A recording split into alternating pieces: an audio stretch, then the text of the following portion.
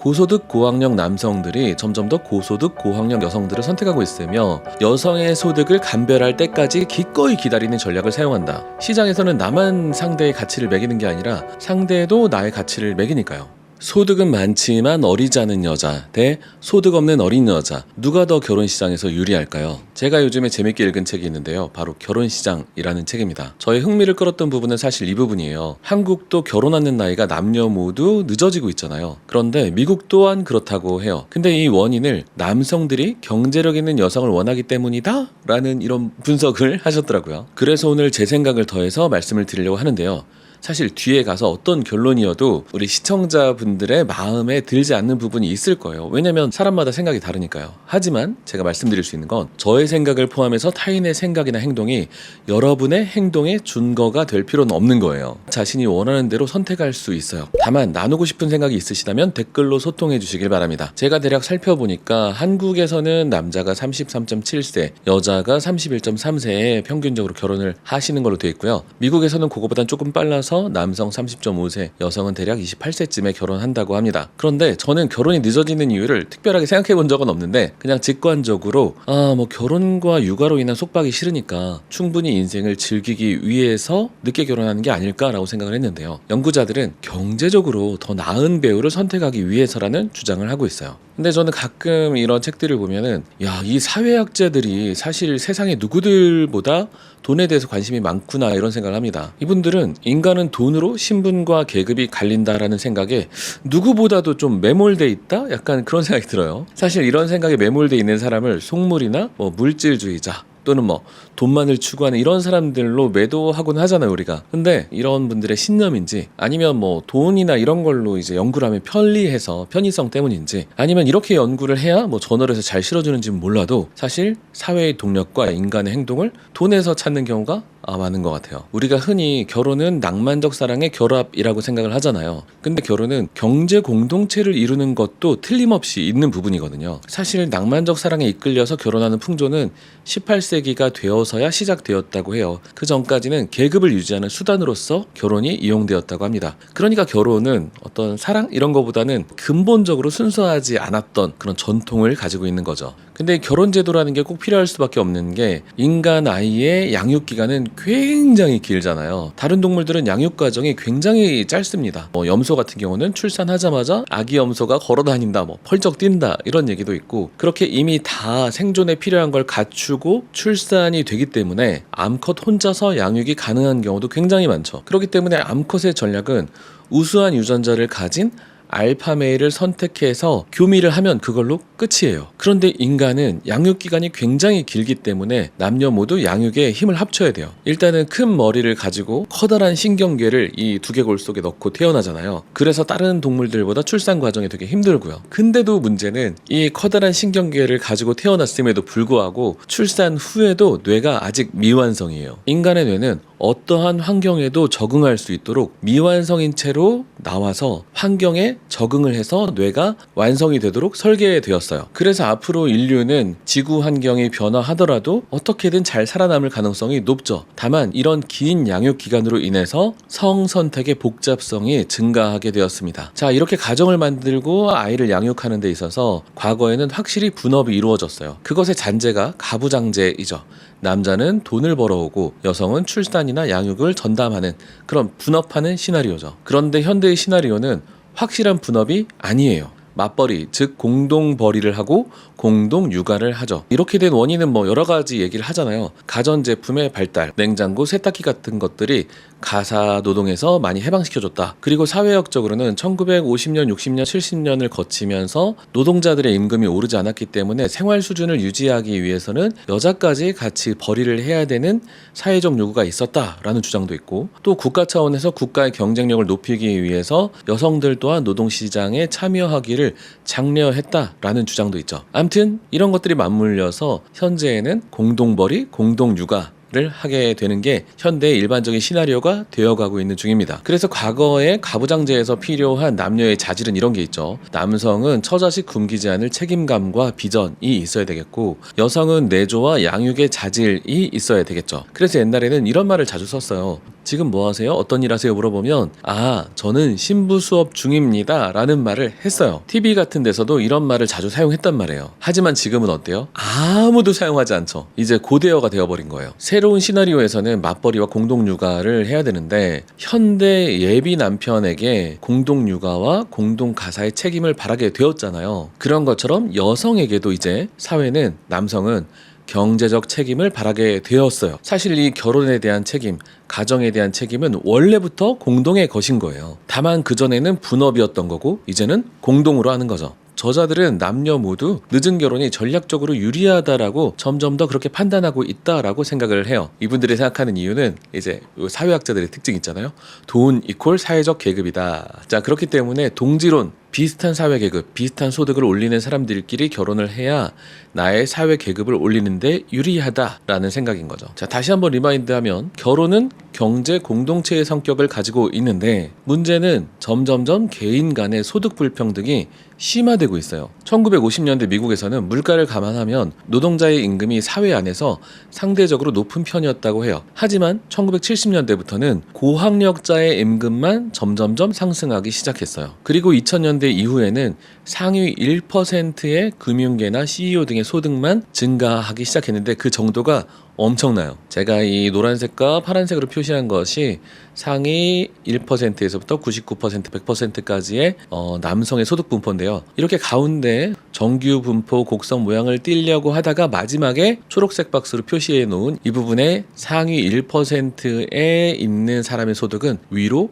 확 이렇게 뛰게 되었습니다. 자, 다시 한번 결혼은 경제 공동체인데 결혼이라는 경제 공동체의 사회적 계급의 책임은 누구에게 있는가? 계급 이퀄 돈이라고 했죠. 사회학자들이 봤을 때는. 과거에는 그 책임이 남편에게만 있었지만 현재는 남편과 아내 모두에게 있는 거죠. 자, 결혼을 늦게 하면 과연 성공한 자를 구별하기 쉬울까요? 어느 나이일 때 경제적으로 성공할 가능성을 예측하기가 쉬울까요? 사실 제일 좋은 거는 60살이나 70살쯤 돼서 체크해보면 제일 확실할 거 아니에요. KFC를 만든 커넬 썬데스 옹은 70세가 넘어서 KFC 사업을 시작했다고 하니까요. 근데 우리가 결혼은 돈만 보고 하는 게 아니니까 일단 20세 한번 볼게요. 20세부터 25세까지는 아직은 뭐 명문대에 가고 했어도 랜덤성이 강한 단계인 거죠. 한 29세쯤 되면 운이든 실력이든 어떤 인생을 살지 슬슬슬 각이 잡히는 그런 단계예요. 과거에 비해서 현재로 올수록 점점점 동지론이 증가하고 있습니다. 즉 엘리트 여성과 엘리트 남성의 결혼이 증가하고 있는데요. 저자들은 이렇게 분석합니다. 고소득 남성들의 선택이 변화하고 있다. 고소득 고학력 남성들이 점점 더 고소득 고학력 여성들을 선택하고 있으며 여성의 소득을 감별할 때까지 기꺼이 기다리는 전략을 사용한다고 얘기하는데요.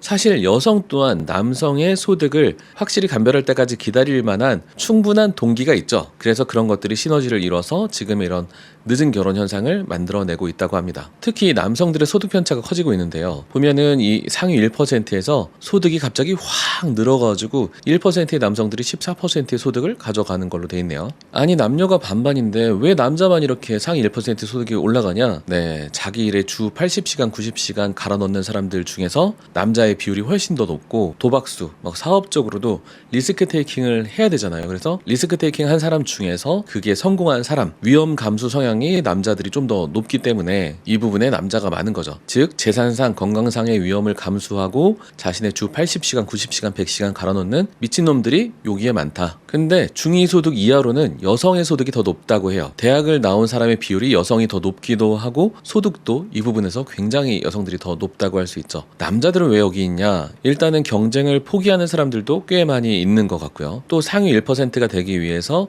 위험 감수, 리스크 테이킹을 하다가 결국 그 리스크에 타격을 받고 이 소득의 아래쪽으로 떨어진 남자도 있을 겁니다. 자, 그러면 고소득이면서 어리지 않은 여자와 소득이 적은 어린 여자 누가 더 결혼 시장에서 유리할까요? 사실 이거 정확하게 이 책에서 나와 있진 않아가지고 그냥 재미로만 봐주세요. 아까 점점 경향성은 고소득이면서 어리지 않은 여자가 좀 더 고소득 엘리트를 잡을 가능성이 높다고는 했잖아요. 그런데 여기에 있는 이 데이트 시장에서의 남녀 가치를 보면은 여자분들은 20대 초반에 그 가치가 완전히 몰려 있죠. 이렇게 높은 데이트 시장에서 가치를 바탕으로 결혼 시장에서도 굉장히 유리한 고지를 점하지 않을까, 이런 생각이 누구나 들잖아요. 그런데 결혼 시장에서 어필하는 계층이 약간 다르다고 봐야 될 것 같아요. 제가 이쪽 사진은 월스트리트맨, 월스트리트 가이즈라고 검색해서 가져왔고, 이쪽은 전 세계에서 가장 부자인 이 사람이죠. 이 월스트리트 가이즈들은 약 상위 소득 3분의 1 정도 있는 사람들이고, 네, 이분은 상위 1%가 뭐예요? 60억 분의 1이니까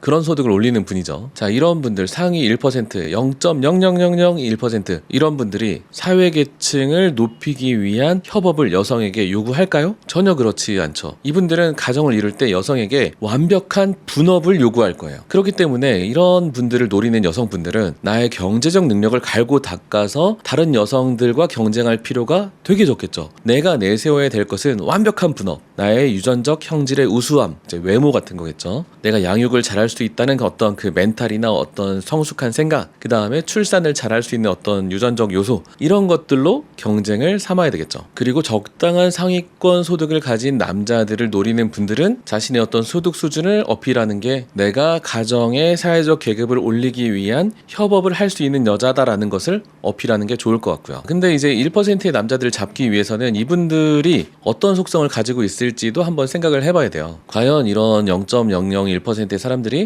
가정적일 가능성, 이분은 약간 가정적이었던 것 같기도 해요. 근데 또 요즘 같으면 재산 분할 뭐 이런 것도 있잖아요. 그래서 이분들이 결혼이라는 것을 할 가능성이 있냐, 그리고 내가 분업적 측면에서 유전, 양육, 출산에서 나도 이분들을 잡을 수 있는 퍼센트 안에 들어갈 수 있냐, 이런 것도 고려해봐야 되겠죠. 자, 그래서 결혼 시장에 어린 여성은 어떤 전략이 있을 수 있겠나. 내가 미래의 소득 전망이 밝지 않거나 자신이 없다면 이 결혼 시장, 데이트 시장 말고 결혼 시장에 일찍 참여하는 전략도 괜찮을 것 같아요. 옛날에 여자분들께서 저 신부 수업 중입니다 라고 했을 때 보통 나이가 뭐 25, 6, 뭐 요 정도였지, 저 29살이고요 신부 수업 중입니다 뭐 이러진 않았거든요, 옛날에도. 그리고 알파 호소인에게는 잘 통하지 않고, 진짜 알파남, 진짜 소득이 높고 알파 기질이 높은 사람에게 이게 잘 통할 수 있겠죠. 하지만 나중에 결혼해서 분업을 더 감수할 가능성, 뭐 이를테면 남자는 독박벌이, 여자는 독박육아, 이게 되게 비하해서 하는 말이지만 암튼 내가 그런 쪽을 더 전문적으로 분업을 할 것이다 라는 가능성을 생각해 봐야 되겠고요. 또 알파남의 부정적인 면을 다룰 수 있는 능력이 또 있어야 되는데, 이게 참 인간의 아이러니한 점인데, 어떤 직장 내에 되게 높은 자리에 있을수록 어느 정도 사이코패스적 성향을 조금씩 더 많이 가지고 있는 경우가 많다고 심리학자들이 얘기를 합니다. 그런 것들을 잘 다룰 수 있어야 되겠죠. 자, 이제는 좀 다른 얘기인데요. 요즘은 정말 대혐오의 시대잖아요. 남녀 갈라치기도 많고 넘쳐나는 알파 호소인들이 정말 많아요. 그러면서 이제 여자는 무조건 어려야 된다, 네, 이런 말들을 많이 하고 계신데요. 근데 몇 가지 고려해 봐야 할 사항이 있어요. 내가 진짜 알파남인지 아니면 알파 호소인인지 체크를 한번 해봐야 되겠고요. 또 하나는 어린 여자라는 단어에 자신이 선호하는 모든 것을 다 투사하는 것은 아닌지 한번 생각해 봐야 돼요. 어리다는 것에 예쁘다, 순종적이다, 사치가 없다, 약간 이런 것들을 다 투사해서 어떤 이상형을 마음속에 만든 게 아닌지 한번 생각을 해봐야 되겠죠. 사실 어리기만 하고 나머지를 안 갖춘 분들도 굉장히 많거든요. 그리고 반대로 나이가 많다라는 것에 나의 모든 비선호의 어떤 포인트를 뭉뚱그려서 집어넣지 않았나 생각을 해봐야 되겠습니다. 그리고 막상 내가 연애 결혼 시장에서 나의 가치에 맞는 어린 여성, 그러니까 나의 가치를 종합적으로 판단했을 때